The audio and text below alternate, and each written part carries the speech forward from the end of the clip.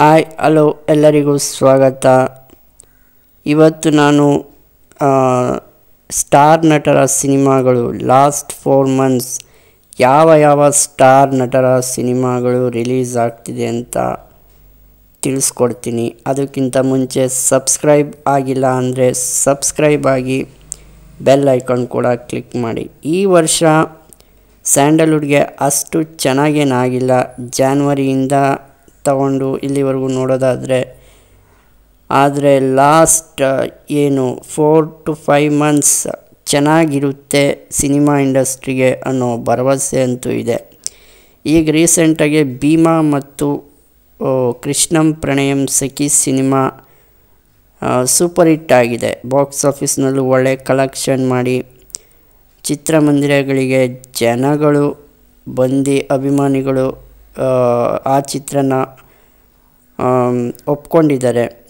ಈಗ ನೆಕ್ಸ್ಟ್ ಮಂತಿಂದ ಯಾವ ಸಿನಿಮಾಗಳು ರಿಲೀಸ್ ಆಗ್ತಿದೆ, ಅದರಲ್ಲೂ ಸ್ಟಾರ್ ನಟರ ಸಿನಿಮಾಗಳು ಬರುತ್ತಾ, ಯಾವ ಸ್ಟಾರ್ ನಟರ ಸಿನಿಮಾಗಳು ಬರ್ಬೋದು ಅಂತ ನೋಡೋದಾದರೆ, ನೆಕ್ಸ್ಟ್ ತಿಂಗಳು ಅಂದರೆ ಸೆಪ್ಟೆಂಬರ್ 27 ಮ್ಯಾಕ್ಸ್ ಸಿನಿಮಾ, ಸುದೀಪ್ ಅವರ most expected cinema Max cinema release ಆಗೋ ಸಾಧ್ಯತೆ ಇದೆ.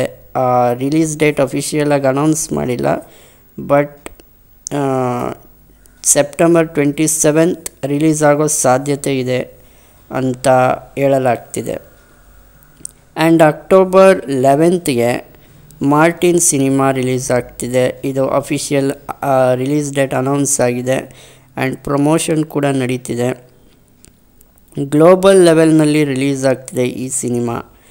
And October 30 UI cinema release ಆಗೋ ಸಾಧ್ಯತೆ ಇದೆ.